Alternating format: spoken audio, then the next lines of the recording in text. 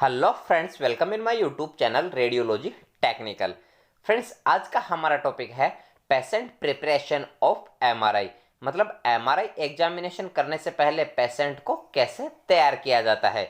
तो इसके बारे में डिटेल्स में जानने के लिए वीडियो को लास्ट तक जरूर देखें और रेडियोलॉजी टेक्निकल चैनल को सब्सक्राइब जरूर करें।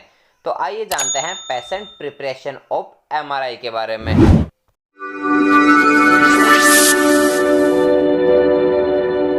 फ्रेंड्स, आपने हॉस्पिटल में एमआरआई मशीन जरूर देखी होगी। तो वहां पर आपने देखा होगा कि वार्निंग या डेंजर जरूर लिखा होता है।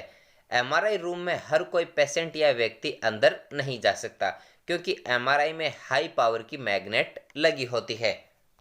एमआरआई रूम में जाने से पहले आपको पेशेंट को तैयार करना होता है। तो आज के वीडियो में अपन यही जानेंगे कि एमआरआई कराने से पहले पेशेंट को कैसे तैयार किया जाता है। Patient preparation of MRI. First number point है all metallic objects should be removed from patient. मतलब पेशेंट की बॉडी से सभी मेटलिक ऑब्जेक्ट्स को रिमूव कर देना चाहिए, जैसे jewellery, watch, belt, mobile phone और एटीएम कार्ड। क्योंकि अपन ने अभी बात की थी कि जो एमआरआई मशीन होती है उसमें हाई पावर की मैग्नेट लगी होती है, जो इन मेटलिक ऑब्जेक्ट्स को अपनी ओर कैच कर लेती है। Changing the patient clothes and wear A hospital gown.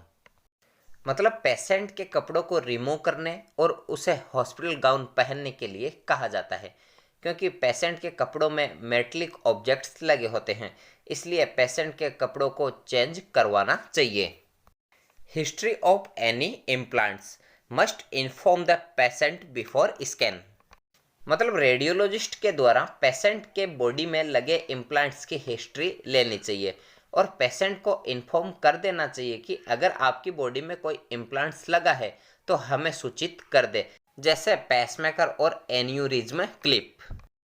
Friends, patients की बॉडी में जो मेटल इम्प्लांट्स लगे होते हैं वह एमआरआई इमेजेस में आर्टिफैक्ट्स को पैदा करते हैं और एमआरआई मैग्नेटिक फील्ड में भी किसी तरह का डैमेज या नुकसान पहुंचा सकते हैं और एमआरआई मेटल इम्प्लांट्स को भी बॉडी से हटा सकती है।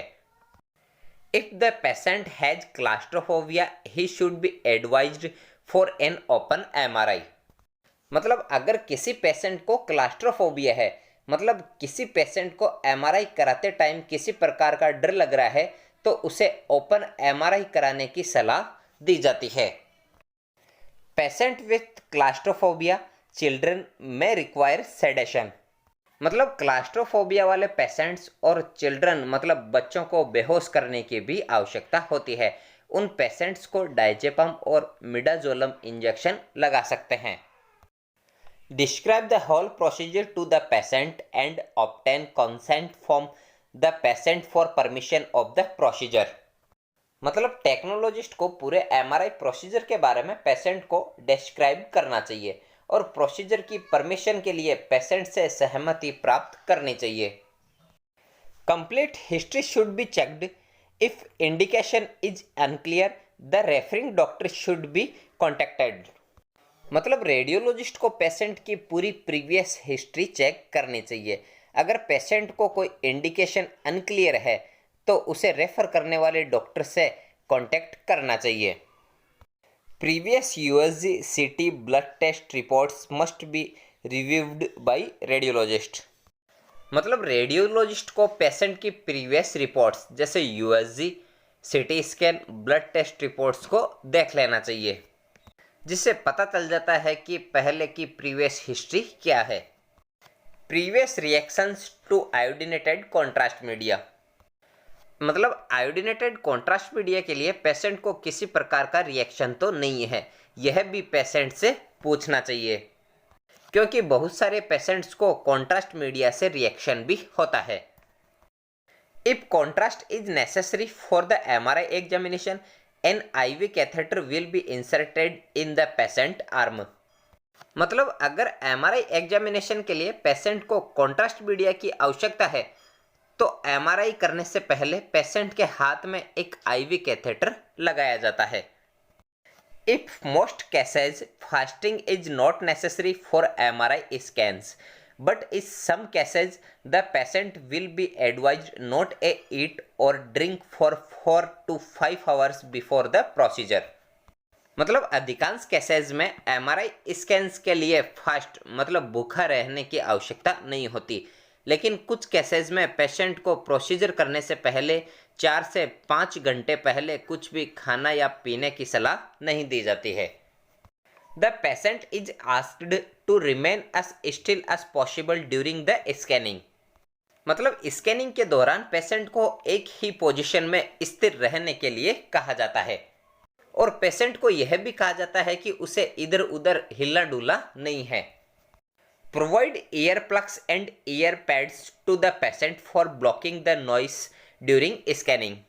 मतलब स्कैनिंग के दौरान एमआरआई की तेज आवाज को रोकने के लिए पेशेंट को ईयर प्लग्स या ईयर पैड्स प्रोवाइड किए जाते हैं। इस डायग्राम में आप देख सकते हैं कि पेशेंट को इस प्रकार ईयर प्लग्स प्रोवाइड किए जाते हैं। Occasionally patients will be given a sedative medication to decrease anxiety and relax the patient during the MRI scan. मतलब कभी कभी एमआरआई स्कैन के दौरान पेशेंट को चिंता कम करने और रिलैक्स करने के लिए पेशेंट को सेडेटिव मेडिकेशन दी जाती है। Patient should avoid coughing, wriggling and producing other large motion during the scans. मतलब एमआरआई स्कैन के दौरान पेशेंट को खांसना नहीं चाहिए, इधर उधर हिलना डुलना नहीं चाहिए और अन्य कोई हरकत करने से बचना चाहिए। तो फ्रेंड्स, एमआरआई कराने से पहले इन सभी पॉइंट्स को ध्यान में रखा जाता है। और फ्रेंड्स, आज का हमारा टॉपिक यहीं कंप्लीट होता है। फ्रेंड्स, अगर आपको वीडियो अच्छा लगे तो वीडियो को लाइक, शेयर और रेडियोलॉजी टेक्निकल चैनल को सब्सक्राइब जरूर करें।